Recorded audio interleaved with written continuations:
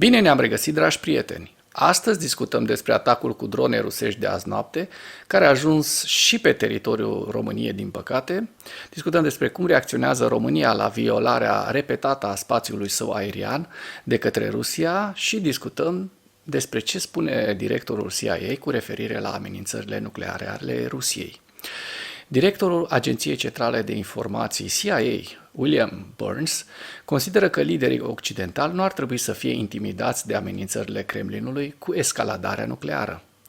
El a spus acest lucru sâmbătă, 7 septembrie, la evenimentul Financial Times din Londra. Burns a citat amenințările nucleare ale Rusiei din toamna anului 2022 ca exemplu că nu ar trebui luate întotdeauna la propriu. Putin este un bătăuș, va continua să-și zdrângănească armele din când în când. Nu ne permitem să fim intimidați de acest zgomot, a subliniat șeful CIA. În același timp, el a subliniat că riscul de escaladare nu trebuie luat cu ușurință și a recunoscut că în 2022 CIA credea de fapt că Rusia ar putea folosi armele nucleare tactice pe câmpul de luptă din Ucraina. A existat un moment în toamna anului 2022 când, în opinia mea, a existat un risc real de utilizare potențială a armelor nucleare tactice, a spus Burns, referindu-se la ofensiva Ucrainei în regiunea Herson și la expulzarea forțelor rusești dincolo de Dnipru în Rusia. El și-a amintit că președintele american de atunci, Joe Biden, l-a trimis în Turcia în noiembrie 2022 pentru a-i transmite un avertisment șefului Serviciului de Informații Externe al Rusiei, Sergei Naryshkin, cu privire la consecințele unei astfel de escaladări.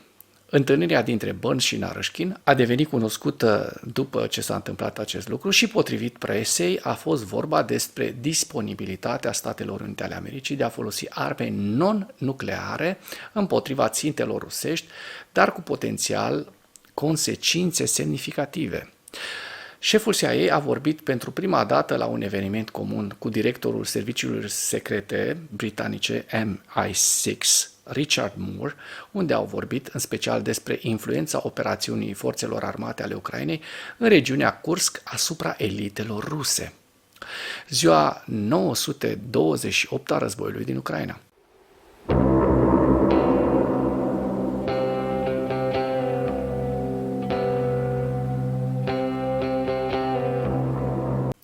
Potrivit statului major al forțelor armate ale Ucrainei, în dimineața zilei de 8 septembrie 2024, pierderile totale în lupta ale Rusiei de la începutul invaziei neprovocate asupra Ucrainei din 24 februarie 2022 se ridică la aproximativ 625.260 de militari. În ultimele 24 de ore, Rusia a înregistrat pierderi grele pe frontul din Ucraina, între care peste 1270 de militari, 4 tancuri, 19 blindate, 30 de piese de artilerie.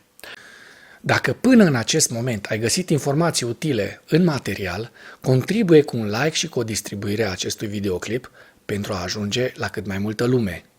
În timpul bombardamentului rusesc al Ucrainei din noaptea de 8 septembrie, o dronă rusă a zburat în spațiul aerian românesc. Acest lucru a fost raportat de către Ministerul Apărării Naționale al României.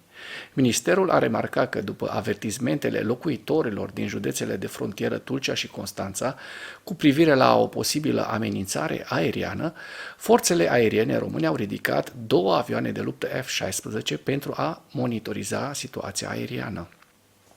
În timpul acestor evenimente, sistemul de supraveghere radar a detectat și urmărit traseul acestei drone care a apărut în spațiul aerian național și a părăsit teritoriul național în direcția Ucrainei, se arată în raport.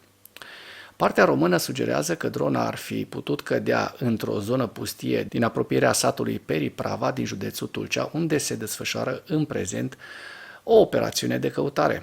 Ministerul Apărării Naționale condamnă cu fermitate aceste atacuri efectuate de către Federația Rusă împotriva obiectivelor și infrastructurii civile ucrainene, care sunt nejustificate și încalcă grav dreptul internațional, a subliniat Ministerul Român al Apărării.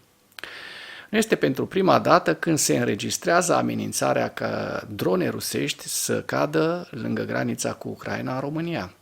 În iulie Pe fondul unui atac aerian masiv rusesc, România a ridicat avioanele de vânătoare multirol F-16. În loc doar să avertizăm locuitorii din Dobrogea, România ar face bine să doboare aceste drone rusești. Ar fi un mesaj clar trimis Rusiei, iar Ministerul de Externe român ar face bine să joace altfel cartea cu Rusia, nu doar protestele ministrului românesc trimise la ambasada Rusiei, ci și măsuri concrete care să afecteze direct Rusia. Asta este părerea mea. În ceea ce urmează vă prezint un slide cu evoluția de ieri a celor mai importante fronturi din Ucraina și cu principalele știri din presa ucraineană. Hărțile sunt creația Institutului pentru Studiul Războiului. Pentru mai multe informații, accesați link-urile din comentarii.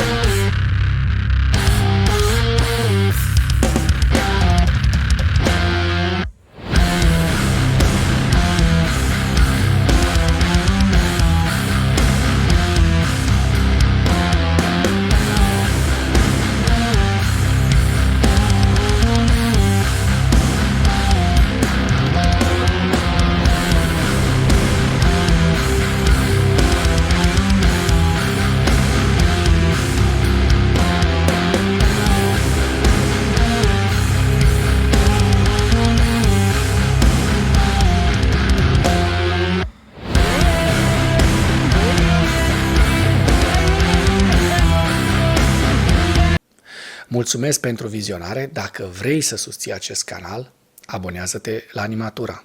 Apreciez mult asta.